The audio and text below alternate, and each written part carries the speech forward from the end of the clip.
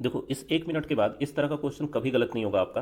कहा जा रहा है कि प्रति किलो गेहूं की कीमत में 25% कमी के कारण जॉन 600 रुपये में 5 किलो अधिक खरीद पा रहा है, तो प्रति किलो गेहूं का मूल्य क्या है। तो देखो 600 रुपये लेकर बाजार गया और दाम 25% कम पता चला वहां, तो फटाफट कैलकुलेट किया कि भाई 25% 600 का कितना होता है, तो 150 रुपये। मेरे जेब में 150 रुपये बचने वाले हैं, तो इस 150 रुपये का भी गेहूं खरीद ही लो, नहीं तो पता नहीं कब दाम बढ़ जाए। तो 150 रुपये में जब खरीदा तो 5 किलो गेहूं और मिल गए, मतलब 150/5 कितना हो गया, 30 रुपये प्रति किलो का उसको नया रेट मिला। ये हुआ नया मूल्य। अब पुराना मूल्य अगर मान लो एक्स रहा होगा, तो एक्स का 25% दाम कम हो गया, मतलब 75% दाम ही तो अभी चल रहा है, जो कि नया मूल्य है, मतलब 30 रुपये के बराबर है। तो 75 को 25 से काटोगे 3 बार में कटेगा, 100 कटेगा 4 बार में, 3 से 30 कट गया 10 बार में, तो एक्स का मान क्या आ गया 40। मतलब पुराना मूल्य है 40 रुपये प्रति किलो, नया मूल्य 30 रुपये प्रति किलो। इससे छोटा मेथड अगर कहीं भी मिले आपको तो कमेंट में जरूर बताइए। देखो अनन्या बबीता के पास उनके मित्र कविता की तुलना में 20% और 28% कम धनराशि है, तो बबीता के पास अनन्या की तुलना में कितने प्रतिशत कम धनराशि है। तो देखो अनन्या, बबीता और कविता 3 लोगों का नाम है, और कविता की तुलना में अनन्या और बबीता दोनों का डाटा दिया हुआ है। तो कविता को मान लो 100, अनन्या के पास कविता की तुलना में 20% कम है, तो अनन्या का जरूर 80 रहा होगा। और बबीता के पास 28% कम है, मतलब बबीता के पास जरूर 72 रहा होगा।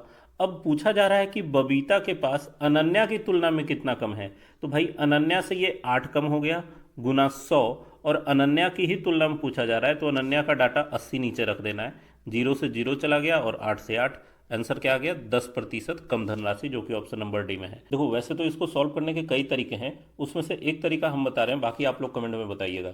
कहा जा रहा है कि संख्या x और y का अनुपात दिया हुआ है 4:5, है ना, और कहा जा रहा है कि x का मान z से 20% अधिक है। तो भाई एक संख्या z भी है जिससे x 20% अधिक है, तो अगर z 100 रहा होगा तो x जरूर 120 होना चाहिए, और x का मान अगर 120 हुआ, जो कि 4 से 30 गुना ज़्यादा है, तो y भी जरूर 30 गुना करने पर हम लोग को मिल जाएगा।